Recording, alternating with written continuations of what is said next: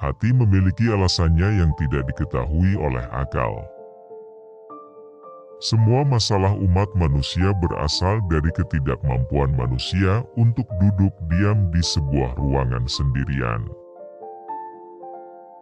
Saya hanya membuat surat ini lebih panjang karena saya tidak punya waktu untuk membuatnya lebih pendek. Manusia tidak pernah melakukan kejahatan dengan begitu lengkap dan riang seperti ketika mereka melakukannya karena keyakinan agama. Saya lebih suka neraka yang cerdas daripada surga yang bodoh. Saya membuat surat ini sangat panjang karena saya tidak punya waktu luang untuk membuatnya lebih pendek. Meremehkan filsafat berarti menjadi seorang filsuf sejati. Kata-kata yang baik tidak membutuhkan banyak biaya. Namun mereka mencapai banyak hal. Anda selalu mengagumi apa yang sebenarnya tidak Anda pahami. Orang hampir selalu sampai pada keyakinan mereka bukan atas dasar bukti tetapi atas dasar apa yang mereka anggap menarik. Saya meletakkannya sebagai fakta bahwa jika semua orang tahu apa yang orang lain katakan tentang mereka, tidak akan ada 4 teman di dunia. Keingintahuan hanyalah kesia-siaan. Kami biasanya hanya ingin tahu sesuatu sehingga kami dapat membicarakannya. Kebenaran begitu kabur pada masa ini, dan kepalsuan begitu mapan, sehingga, kecuali kita mencintai kebenaran, kita tidak dapat mengetahuinya.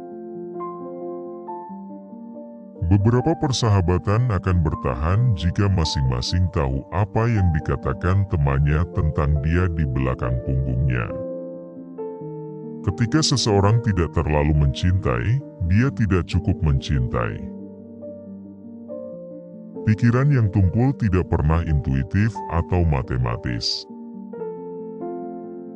Menertawakan filsafat adalah benar-benar berfilsafat. Hal terakhir yang ditemukan dalam menyusun sebuah karya adalah apa yang harus didahulukan.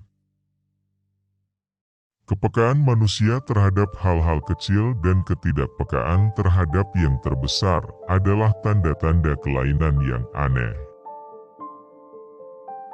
Fungsi terakhir dari nalar adalah untuk mengenali bahwa ada hal-hal yang tak terhingga yang melampauinya.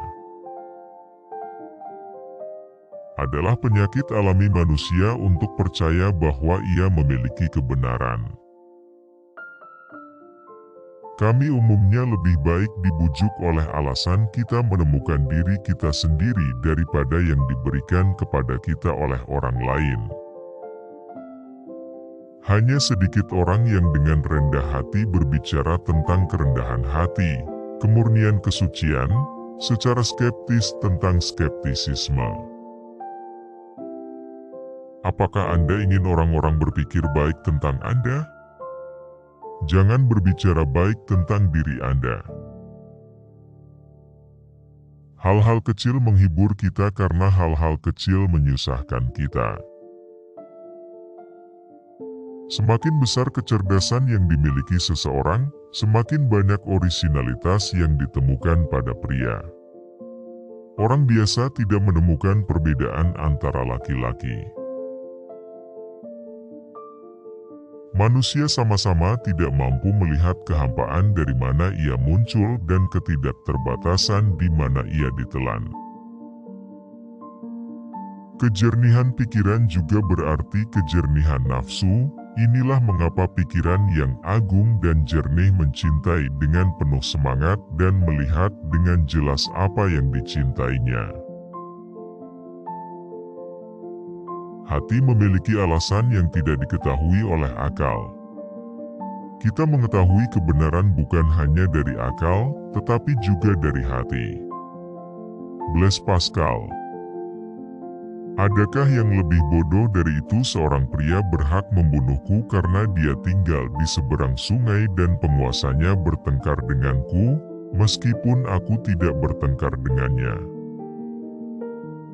Cinta tidak mengenal batas ketahanannya, kepercayaannya tidak ada habisnya, harapannya tidak pudar, itu bisa bertahan lebih lama dari apapun. Cinta masih berdiri ketika semua yang lain telah jatuh. Orang pada umumnya lebih diyakinkan oleh alasan yang mereka temukan sendiri daripada alasan yang muncul dalam pikiran orang lain. Memahami adalah memaafkan. Alam telah membuat semua kebenarannya independen satu sama lain. Seni kita membuat yang satu bergantung pada yang lain. Semakin saya melihat manusia, semakin saya menyukai anjing saya. Keadilan tanpa kekuatan tidak berdaya, kekuatan tanpa keadilan adalah tirani. Laki-laki sangat gila, sehingga tidak marah sama saja dengan bentuk kegilaan lain. Hanya ada dua jenis manusia, orang benar yang mengira dirinya berdosa dan orang berdosa yang mengira dirinya benar.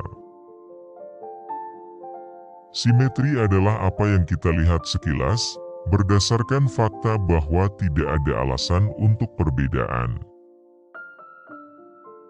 Dan bukankah jelas bahwa, sama seperti kejahatan mengganggu perdamaian ketika kebenaran berkuasa, juga merupakan kejahatan untuk tetap damai ketika kebenaran dihancurkan. Nafsu adalah sumber dari semua tindakan kita dan kemanusiaan. Di masa-masa sulit bawalah sesuatu yang indah di hatimu. Gangguan adalah satu-satunya hal yang menghibur kita untuk kesengsaraan, namun itu sendiri adalah yang terbesar dari kesengsaraan kita. Kontradiksi bukanlah tanda kepalsuan, atau kurangnya kontradiksi bukanlah tanda kebenaran. Bahkan mereka yang menulis melawan ketenaran menginginkan ketenaran karena telah menulis dengan baik, dan mereka yang membaca karya mereka menginginkan ketenaran karena telah membacanya. Dengan ruang alam semesta meliputi saya dan menelan saya seperti atom, dengan pikiran saya memahami dunia. Mereka menghormati alam dengan baik, yang mengajarkan bahwa dia dapat berbicara dalam segala hal. Sifat kita terletak pada gerakan, ketenangan total adalah kematian. Langkah terakhir akal adalah pengakuan bahwa ada jumlah tak terbatas dari hal-hal yang berada di luarnya. Alam adalah bola tak terbatas yang pusatnya ada di mana-mana dan kelilingnya tidak ada di mana-mana. Karena kita tidak dapat mengetahui semua yang perlu diketahui tentang apapun, kita harus tahu sedikit tentang segala sesuatu.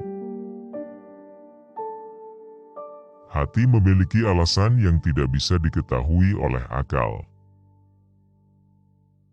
Pria mencari istirahat dalam perjuangan melawan kesulitan, dan ketika mereka telah menaklukkan ini, istirahat menjadi tak tertahankan.